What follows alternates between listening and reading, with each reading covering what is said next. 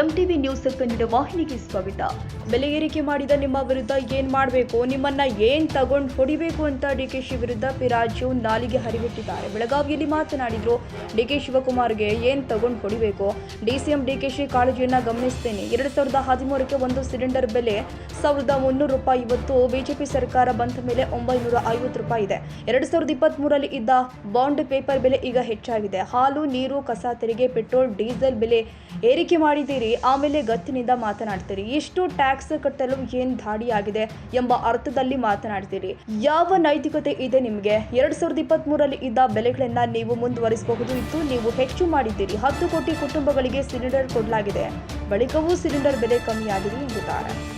DK Shivakumar ಅವರ ಕಾಳಜಿಯನ್ನು ನಾನು ಗಮನಿಸ್ತೇನೆ. ಆದರೆ ಡಿಕೆ ಶಿವಕುಮಾರ್ ಅವರಿಗೆ ನಾನು ಹೇಳಲಿಕ್ಕೆ ಇಷ್ಟಪಡ್ತೇನೆ, 2013ಕ್ಕೆ ಒಂದು ಸಿಲಿಂಡರ್ ಬೆಲೆ ₹1190 ಇತ್ತು. ಇವತ್ತದು ₹900ಗೆ ಬಂದು ನಿಂತಿದೆ. 2013ಕ್ಕೆ ಡಿ.ಕೆ. ಶಿವಕುಮಾರ್ ಅವರಿಗೆ ಕೇಳ್ತಾ ಇದ್ದೇನೆ, 23ರಲ್ಲಿ ಇದ್ದಂತಹ ಬಾಂಡ್ ಪೇಪರು ₹20 ₹100 ಆಗಿದೆ.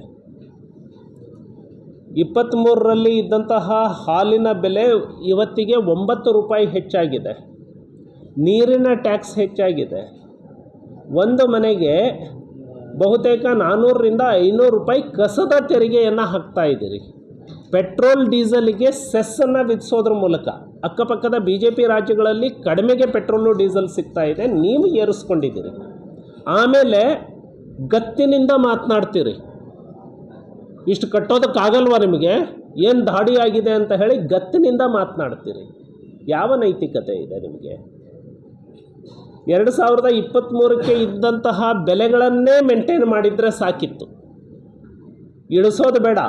ನರೇಂದ್ರ ಮೋದಿಯವರು ಪ್ರಧಾನಮಂತ್ರಿ ಆದಮೇಲೆ 10 ಕೋಟಿ ಕುಟುಂಬಗಳಿಗೆ ಉಚಿತವಾಗಿ ಸಿಲಿಂಡರನ್ನು ಕೊಟ್ಟು ₹1190ಯಿಂದ ₹900ಗೆ ಇವತ್ತಿನ ರೇಟ್ ಇದೆ. 850 ಇತ್ತು. ಡಿ.ಕೆ. ಶಿವಕುಮಾರ್ ಅವರು ಯಾವ ನೈತಿಕತೆಯಿಂದ ಹೇಳ್ತೀರಾ?